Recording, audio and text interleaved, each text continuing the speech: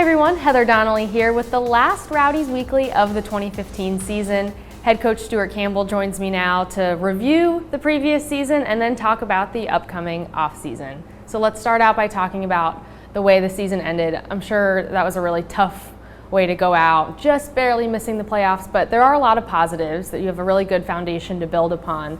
What do you hope the team learned from that last stretch of the season? Yeah, as you said, it was disappointing to miss out on the playoffs. We thought we were going to do it, but ultimately we just fell short. And yeah, we just have to learn to be a little bit more ruthless in certain areas. In numerous games, we had opportunities to go on and win it. In my opinion, we weren't clinical enough. So that's a big thing we're going to look to improve on next season.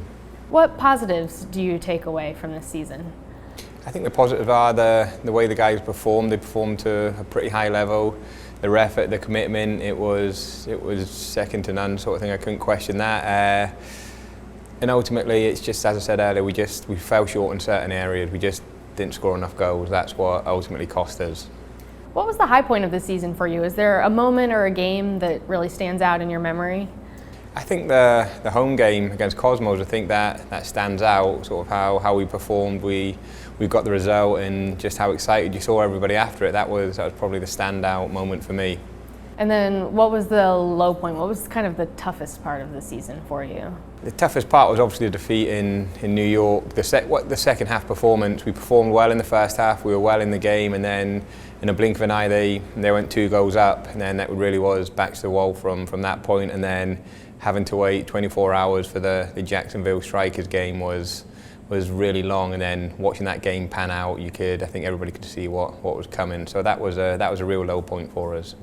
So now everyone's looking ahead to 2016. What will be the priorities for this off-season? The priorities, obviously, we sort out the squad. Obviously, players are going to come in, and unfortunately, players are going to go. So that's a main priority. We have time to do it, and it's something that we started working on Monday morning.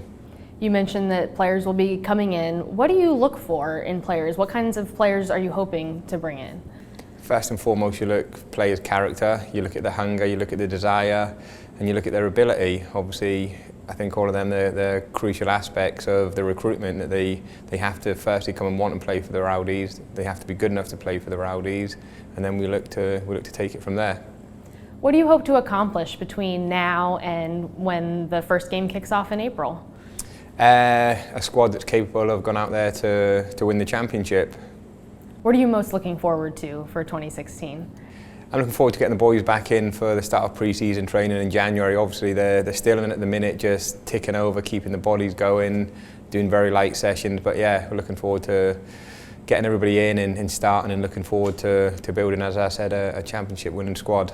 All right, thanks, Stuart. Thanks for stopping by Rowdies Weekly all season long. Thank you.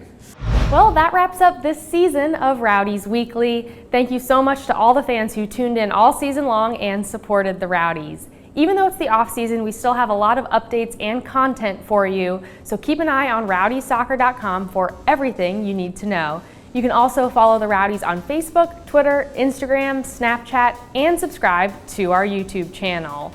Thanks again for watching this year of Rowdies Weekly. We'll see you next year.